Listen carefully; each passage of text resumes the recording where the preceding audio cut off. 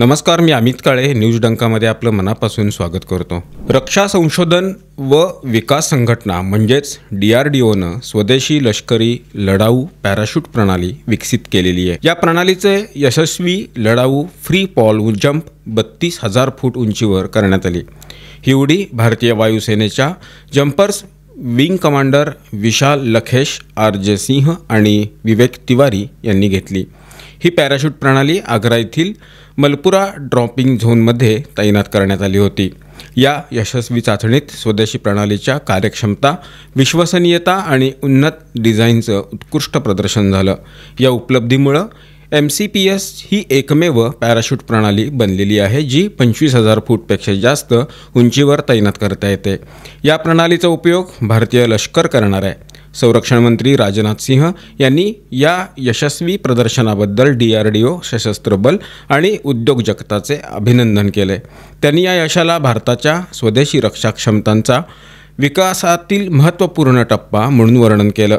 पंतप्रधान नरेंद्र मोदी यांनी X अकाउंटवर पोस्ट शेअर करत लिहिलं, देशासाठी गौरवाचा क्षण आहे। DRDOनं स्वदेशात विकसित केलेल्या लष्करी लढाऊ पॅराशूट प्रणाली MCPSनं 32,000 फूट उंचीवर यशस्वी फ्री फॉल जंप साध्य केली। DRDOचे सचिव आणि अध्यक्ष डॉक्टर समीर V कामत यांनी या यशासाठी योगदान दिलेल्या टीमचं कौतुक केलं आणि ही उपलब्धी एअर डिफेन्स सिस्टीम क्षेत्रातील आत्मनिर्भरतेकडे महत्त्वपूर्ण पाऊल असल्याचं सांगितलं। इतर DRDO वैज्ञानिकांनी सांगितलं, ही प्रणाली विदेशी पॅराशूट प्रणालीवरील अवलंबित्व कमी करेल, तसंच रखरखाव आणि दुरुस्तीच्या वेळही त्याची कमी होईल, ज्यामुळं युद्धाच्या वेळी अधिक उपयुक्त ठरेल। आता जाऊ बिहारमध्ये। बिहारमधील पटना विमानतळावर काँग्रेस कार्यकर्त्यांमध्ये जोरदार राडा झाला। काँग्रेसचे प्रदेशाध्यक्ष राजेश राम, बिहार काँग्रेसचे प्रभारी कृष्ण अल्लावरू आणि नेते शकील अहमद खान यांच्या उपस्थितीत हा सगळा प्रकार घडला। त्यांच्यासमोरच कार्यकर्त्यांमध्ये वाद सुरू झाला आणि वातावरण तणावाचं बनलं। हा वाद विक्रम विधानसभा सीट संदर्भात झाला। काँग्रेसनं विक्रममधून माजी आमदार अनिल शर्मा यांना तिकीट दिलंय। यावर संतप्त दुसरे दावेदार अशोक गगन यांचे समर्थक विमानतळावर विरोधात उतरले। त्यांनी मुर्दाबादच्या घोषणा दिल्या।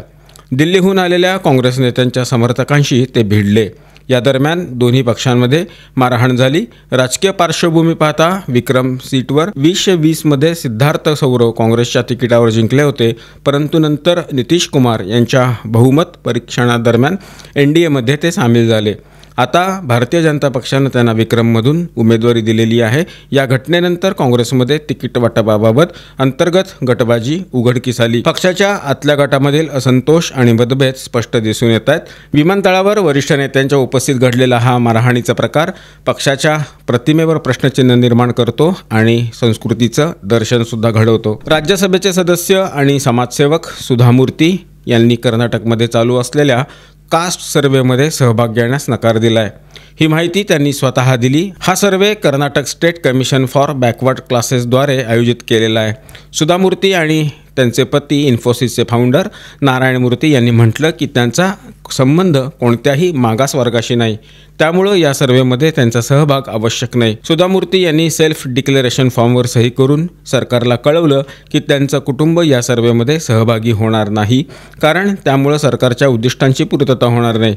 त्यांनी व्यक्तिगत कारणांचा आधार घेत सर्वेमध्ये सहभाग न घेण्याचं स्पष्ट केलं। यावर प्रतिक्रिया देताना कर्नाटकचे उपमुख्यमंत्री DK शिवकुमार म्हणाले, कुणालाही जबरदस्ती करून सर्वेमध्ये सामील केलं जाऊ शकत नाही। हा पूर्णपणे ऐच्छिक आहे आणि लोक स्वेच्छेनं यामध्ये सहभाग घेऊ शकतात। इंग्लंडमधील एकमेव हिंदू मंदिर, ज्याला भारत हिंदू समाज मंदिर म्हणून ओळखलं जातं, ते बंद होण्याच्या मार्गावर आहे।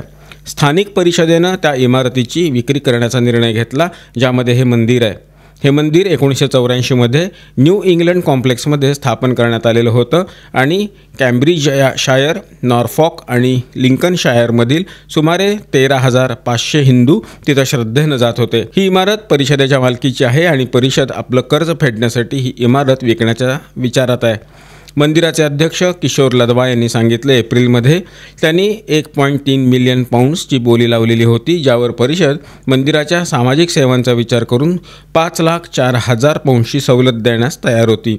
पण सप्टेंबरमध्ये परिषद म्हणाली की इतर खरेदीदार देखील आहेत आणि मंदिराला या रकमेत कॉम्प्लेक्स देणं शक्य नाही। त्यांनी मंदिराला बोली वाढवण्यास सांगितलं. हे मंदिर फक्त धार्मिक स्थळ नाही तर वृद्धांसाठी एक महत्त्वाचं सामाजिक केंद्र देखील आहे. तिथं आठवड्यात 2 वेळा वृद्धांसाठी भोजनाचं आयोजन केलं जातं. तसंच डिमेन्शिया आणि डायबेटीजवर कार्यशाळा देखील आयोजित केल्या जातात. या व्यतिरिक्त बॉलिवूड डान्स, योगा, झुंबा, हिंदी आणि गुजराती वर्गही तिथं चालवला जातात. मंदिर वाचवण्यासाठी लोकांनी ऑनलाईन याचिका सुरू केल्या आहेत, ज्यावर हजारो स्वाक्षऱ्या आत्तापर्यंत झालेल्या आहेत. गुंड अतिक अहमदचा मुलगा अली अजूनही तुरुंगातच राहणार आहे. सेशन कोर्टानं त्याचा जामीन रद्द केला आहे. एका बिल्डरकडून 5 कोटी रुपयांची फिर्याद मागण्याच्या आणि जमिनीवर जबरदस्ती कब्जा करण्याच्या प्रकरणात तो झाशी तुरुंगात बंद आहे. प्रयागराजच्या चकिया क्षेत्रात राहणाऱ्या प्रॉपर्टी डीलर मोहम्मद मुस्लिमनं 23 एप्रिल 2023 रोजी FIR नोंदवलेली होती. यात अतिकच्या दोन्ही मुलांसह एकूण 6 लोकांवर आरोप केले होते. FIRमध्ये म्हटलं की अतिकची मुलं उमर आणि अलीसोबत असलम कालिया, एहतेशान करीब आणि इतर लोकांनी त्याला गाडीत जबरदस्तीनं बसवलं आणि अतिकच्या चकिया स्थित ऑफिसमध्ये बंद केलं. बिल्डर मोहम्मद काही तऱ्हेनं तिथून सुटून पळाला. त्यानंतर त्याच्याकडून 1.20 कोटी रुपयांची फिर्याद देण्यात आली. या प्रकरणात पोलिसांनी गंभीर कलमांतर्गत खटला नोंदवलेला आहे. अली अहमदला अलीकडं नैनी तुरुंगातून झाशी तुरुंगात स्थलांतरित करण्यात आलं आहे.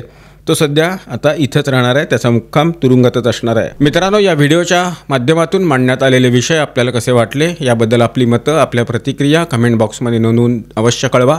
व्हिडिओ आवडला असल्यास तो लाईक करा, जास्तीत जास्त लोकांच्यापर्यंत शेअर करा आणि आमचं चॅनल आठवणीनं सबस्क्राईब करायला विसरू नका. धन्यवाद आणि नमस्कार.